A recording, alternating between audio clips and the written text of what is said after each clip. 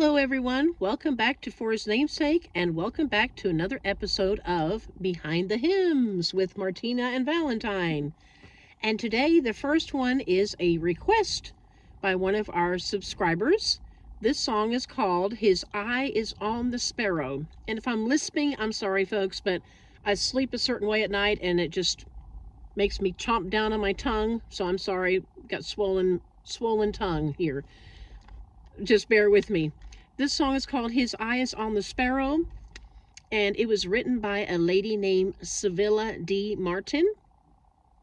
And she wrote the lyrics, and a man named Charles H. Gabriel wrote the music, and they both wrote that in 1905. Now, how this hymn was inspired is very interesting. Sevilla and her husband went to go visit another couple named Mr. and Mrs. Doolittle in New York. And Mrs. Doolittle had been bedridden for 20 years. My goodness, that's a long time to be in a bed. And her husband was considered to be an incurable cripple. But both of them showed a whole lot of joy in their lives at all times, despite their circumstances. And the couple asked, or rather Sevilla asked them, how do you receive so much joy? How can you possibly be so happy all the time despite being cripples and bedridden? And the lady, Mrs. Doolittle, said that this is what she said: His eye is on the sparrow, and I know he watches me. And so that's what inspired Sevilla to write the hymn, His Eye is on the Sparrow. And the lyrics were based off the biblical passages of Matthew chapter 10, verses 29 through 31, which I will read. Are not 2 sparrows sold for a copper coin, and not one of them falls to the ground apart from your Father's will? But the very hairs of your head are numbered. Do not fear, therefore, you are of more value than many sparrows. So, there you have it. Isn't that a neat story? That's sweet. Okay, I think I said that all under one breath. Okay, that was probably a minute or two. That is about it. Okay, now Valentine she'll fill in the gaps. Now we're going to attempt to sing it. Oh, that's right. But we did not practice beforehand. And with allergies, we'll do the best we can. I kind of lose my voice for some strange reason, but you know what? These songs we've done before, so all you need to do is look in the description box, click on the link, and it'll bring you to the song. Yes. Okay. Why should I feel discouraged? Why should the shadows come? Why should my heart be lonely and long for heaven and home?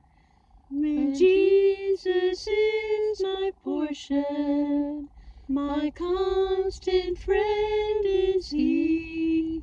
His eye is on the sparrow, and I know He watches me. His eye is on the sparrow, and I know He watches me. I sing because I'm happy. I sing because I'm free. For His eye is on the sparrow, and I know He watches me. Neat. That's a cute little tune, too. Yeah. Okay.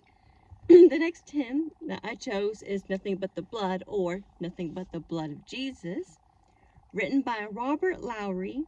He was born in Philadelphia, Pennsylvania in 1826. From a young age, he loved music, loved to play instruments. I believe grew up in a religious home. His parents attended a Presbyterian church. At the age of 17, he left the Presbyterian church and joined the First Baptist Church of Philadelphia. He became a Sunday school teacher and joined the choir. He wanted to pursue ministry, be a pastor, so he attended the University of Lewisburg, which is now Bucknell University.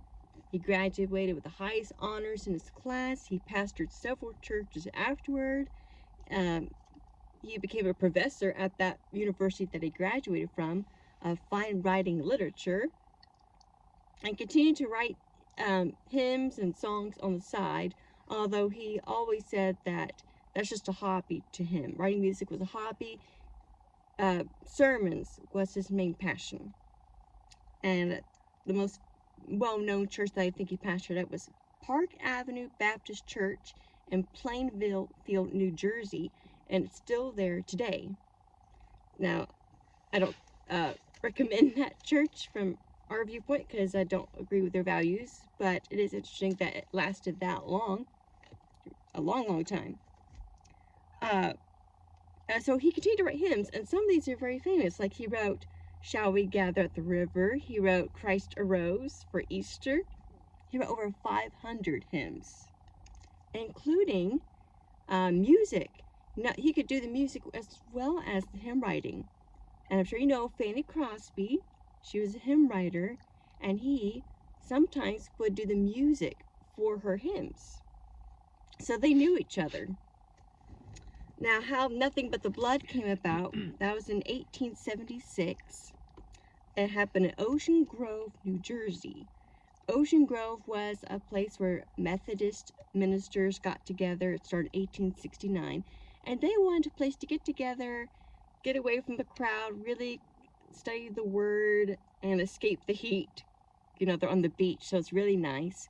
It just became more of a yearly thing, and not only for Methodist ministers, but lots of other gatherings. So it became like a camp revival kind of thing that they came to yearly. And so Robert Lowry came there, and he introduced his new hymn, Nothing But the Blood, and it became a very famous hymn. In fact, I think the next year afterwards, there were like thousands of people that got tickets for the Ocean Grove camp meetings because of his hymn. And he was 50 years old at the time. And all I could know about him was that he married twice. His first wife died, and with his first wife, he had 5 sons. So, Okay.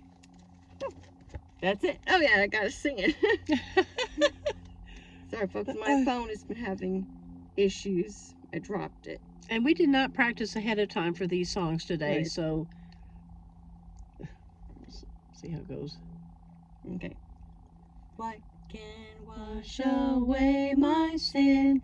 Nothing but the blood of Jesus. What can make me whole again? Nothing but the blood of Jesus. Oh, precious is the flow that makes me white as snow. No other fount I know, nothing but the blood of Jesus. Hope you enjoyed learning about these hymns as much as we have been enjoying them. And if you have any requests for a new hymn for us to talk about in the next video, please let us know in the comments down below. Click the links to the songs. And we hope that you have a very blessed day. Be sure to like, subscribe, and click the notification bell while you're at it.